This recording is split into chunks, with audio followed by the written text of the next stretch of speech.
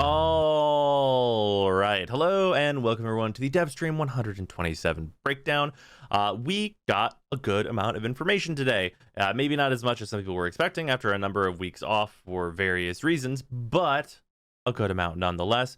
So let's first jump into this with some UI changes. And what I mean by UI changes are that these screens are going to be overhauled like we've seen from other segments of the UI that have been done over so far. So we have the market, syndicates, and relics receiving changes. So the one of these that I am not the most excited for is the market one. I think the market one maybe lacks a certain amount of information, but it looks decent overall. The one thing that I will say about the market one where it lacking information is a thing for me, and maybe for new players, that much information is overwhelming and not good for them. I don't know, but it's not going to be a super useful UI for me to navigate personally and see stats and things, which is what I would always, of course, appreciate, but I'm a very experienced player, so I'm going to have a little bit of a different outlook on that. Hopefully it works out well and people like the new market, but I definitely want to see more of it and maybe do like a full criticism whenever it's completely done. Besides that, though, I only have positive things to say about the Syndicate and Relic screens. They look very good. The new Syndicate screen in particular is now not going to contain just the 6 original Syndicates. It's going to contain all of them. So you're going to have like Samaris and like the Conclave rep and all that stuff all in there. And in addition to that, you're going to be able to fast travel to all of those additional Syndicates. So like Cetus, Samaris, the Samaris one in particular, worth noting and of special interest to me. If you fast travel to Samaris, it fast travels directly to his room, which is right next to the simulacrum. So that's fantastic for me, as it just removes a bunch of loading into like you go to the star chart, you go to a relay, you get loaded into the relay, you fast travel up to his room, and then you go to the simulacrum. Now it's just go into the syndicates, go to him, simulacrum. So as many steps as can be removed for me to easily go to the simulacrum. That's fantastic for me, and that's just good that you're going to be able to fast travel to wherever you need to go to get all these things, and it might help players navigate the game as a whole to whatever syndicate they want to be talking to. Seems really good, looked really clean. Syndicate UI seems fantastic. Relic UI also seems pretty good. It's much the same as it is now, it just has a lot more information, it seems, and we're getting an additional feature, which is multi-refine. And what I mean by this is that if you refine to like the first level, you can then pay the difference and refine to the final level. This is actually really, really helpful because players that do a lot of endless fissures will know that you get like half refined relics and stuff a lot of the time if you go on like hour-long missions and stuff and all that kind of business. And then you can take those and fully refine them if they have stuff in them that you want, which just makes those more valuable because they're essentially like a discount on like the most refined version of the relic if you're trying to get those rare parts, as opposed to like a kind of like less refined crappy version of what you would normally be getting. So that's really good. I think that's going to be very helpful for farming stuff just in the long term, and will probably make it more valuable to do those fissures for longer periods of time so that you get more of those types of relics and then refine them further. Besides the UI stuff, though, we have a new deluxe skin, and this is the deluxe Khora skin, and it looks absolutely incredible. Like, oh, damn. Like, Liger is killing it on every single one of these that we keep seeing. This one in particular is very, like, flowery and, like, thorny and very plant, and I think that suits Khora pretty well to, like, have all the thorns in business. And I think it looks really cool, but I feel like this one, even maybe more so than the Nightwave Deluxe, which I feel like I said the same thing about, feels like translating it into the game is going to be a huge challenge. I think it looks great on like this concept level, and I think that the Kavat for Khora also looks absolutely fantastic. But I do wonder how much of a challenge this is going to be in like translating what we see here into like an actual mesh and art in-game assets. And if they can nail this as hard as they nailed the Nightwave one, I'm going to be very, very happy with this as a Khora skin, I think, because it looks very, very nice. Besides that, though, the one thing I'd like to add on to this, which I feel like a lot of people haven't really discussed, is that the skin for the cat looks really great, but I don't believe they said that you could use that skin on all of like the regular Kavats, and I'd very much like to do that because just having like more skins for the Kavats That just seems like a good thing to do overall. Like, what if Khora could have 2 plant cats? That'd be pretty rad. Or what if you could just have plant cat hang around with Oberon? That seems thematically appropriate, right?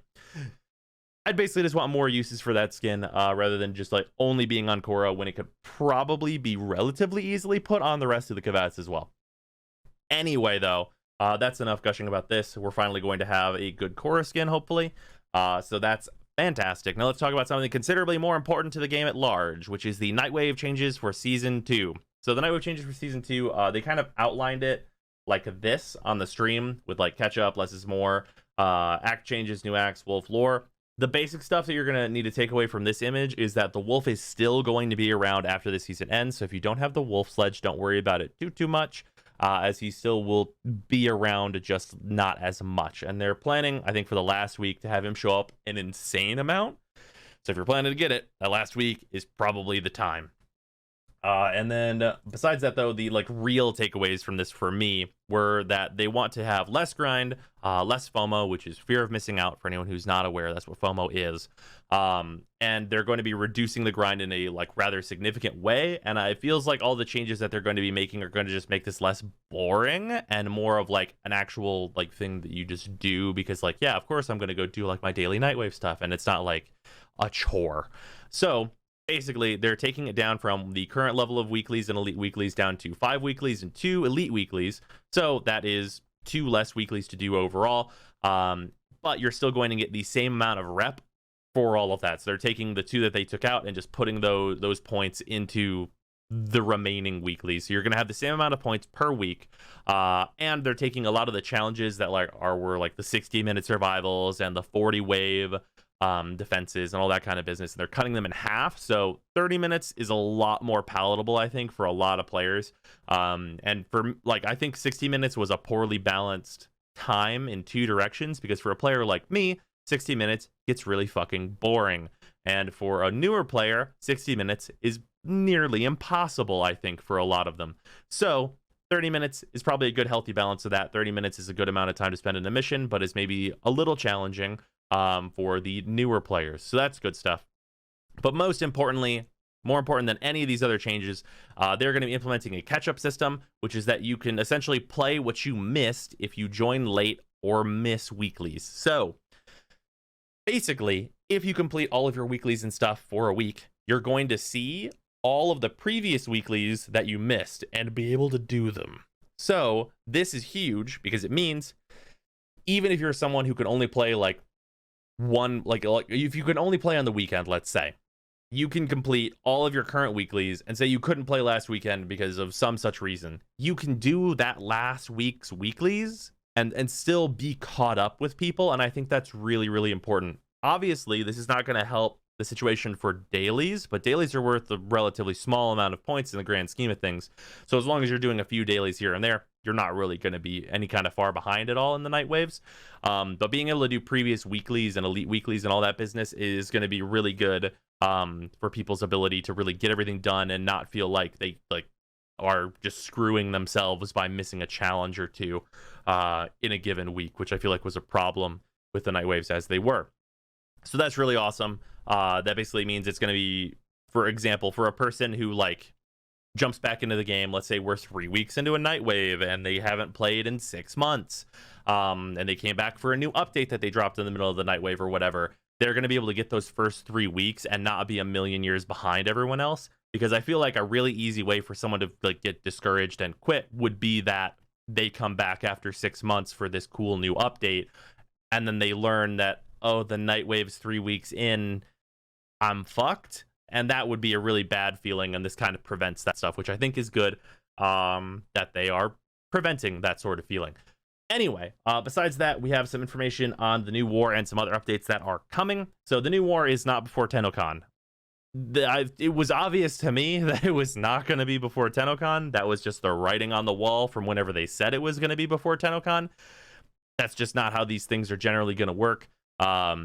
The new war is going to be at some point this year when it is done. I'm sure it'll be very good. I'm very excited for it, but it was not going to happen before TennoCon. D would very much like to shoot for that moon, but it's not going to happen. It's way too crazy a goal, I think. But Other stuff, the Gas City rework, the Nyx Deluxe, and Wisp, those are maybe going to be in May. I hope they are in May. I think that is actually a very doable thing for it to be in May. And hopefully we see that stuff coming down the pipeline very soon. And I'm fairly excited for that stuff. Like, the Gas City looks really cool. The Gas City is also going to include the Flytalon. I don't know how much that's going to be integrated, if there's going to be like a boss fight for it or whatever. But that is going to be there. They did tease that just a little bit.